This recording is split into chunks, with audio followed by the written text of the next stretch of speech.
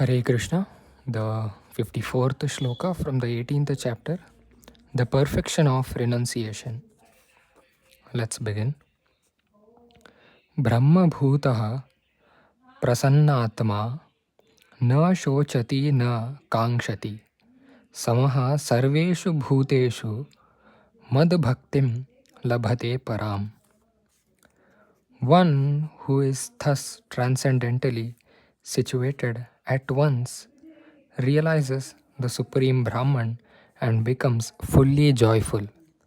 He never laments or desires to have anything. He is equally disposed toward every living entity.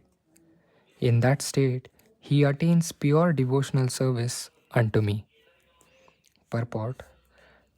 To the impersonalist, achieving the Brahma Bhuta stage, becoming one with the Absolute, is the last word.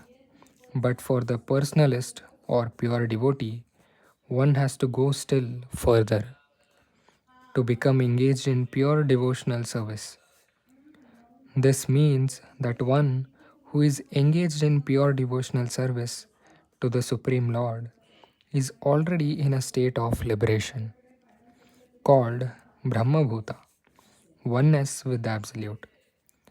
Without being one with the Supreme, the Absolute, one cannot render service unto Him.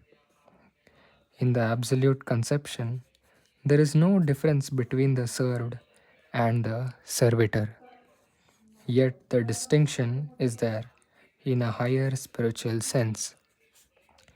In the material concept of life, when for when works for sense gratification, there is misery. But in the absolute world, when one is engaged in pure devotional service, there is no misery.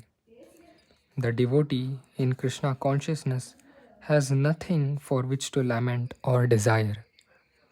Since God is full, a living entity who is engaged in God's service in Krishna consciousness becomes also full in himself. He is just like a river cleansed of all dirty water. Because a pure devotee has no thought other than Krishna. He is naturally always joyful. He does not lament for any material loss or aspire for gain. Because he is full in the service of the Lord.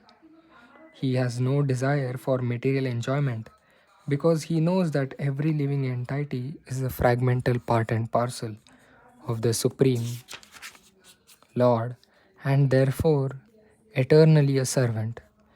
He does not see in the material world someone as higher and someone as lower. Higher and lower positions are ephemeral, and a devotee has nothing to do with ephemeral appearances or disappearances. For him, stone and gold are of equal value.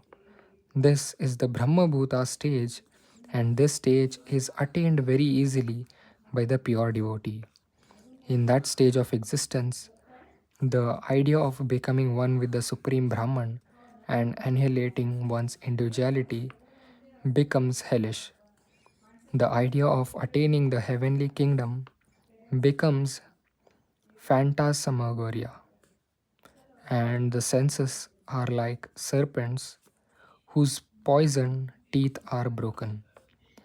As there is no fear of a serpent with broken teeth, there is no fear from the senses when they are automatically controlled. The world is miserable for the materially infected person, but for a devotee, the entire world is as good as Vaikuntha or the spiritual sky. The highest personality in this material universe is no more significant than an ant for a devotee. Such a stage can be achieved by the mercy of Lord Chaitanya, who preached a pure devotional service in this age. Until the next shloka, keep chanting Hare Krishna.